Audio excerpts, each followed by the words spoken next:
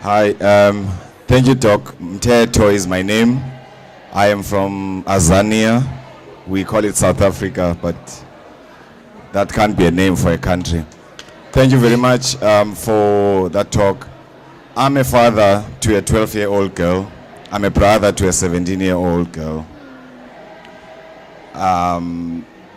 What do you think is our role as men? Like, what do you think, if you were to name 3 things that we've got to do as game changers, as men, to stop some of the fundamental problems that you've raised? What can we do? I mean, we came here as brothers to support you. We respect your work. But if there are 3 things that we can do, what could be those things? Thank you so much for that.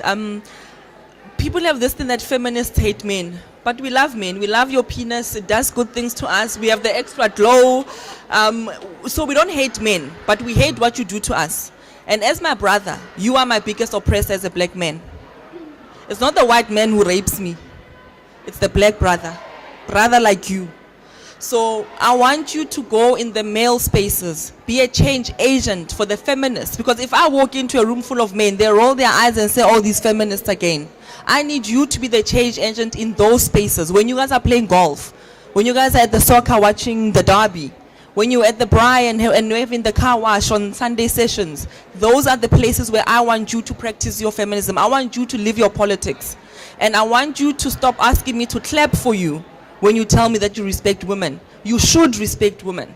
It's not an added extra or something that, respect is fundamental.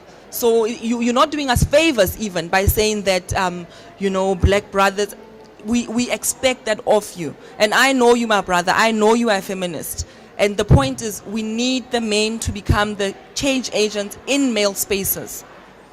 Because there's nothing more silencing than a man who comes in a women's space and then says, I'm a feminist.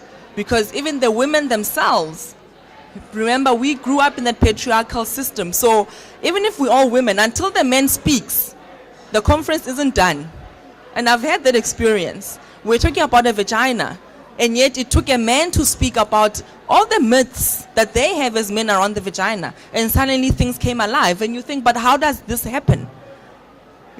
So don't force your engagement on women. Be the tools that we can use, but it has to be a strategic thing, because we can't chase men and say we just call them out and they must go out. We need to call you in, but to do the work, our work on our terms, and that's the thing. And also, love your girls, love your girl child, because there is nothing more important than children who grow up loved and secure. And I think that's what's important. And that goes for women too. Just because we are women doesn't mean we're feminists. You know that, eh?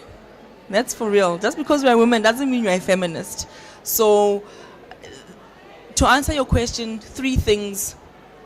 Be responsible citizens. Go be change agents for us in male-dominated spaces. And when we need you, be there for us and stop raping us. Please, doch.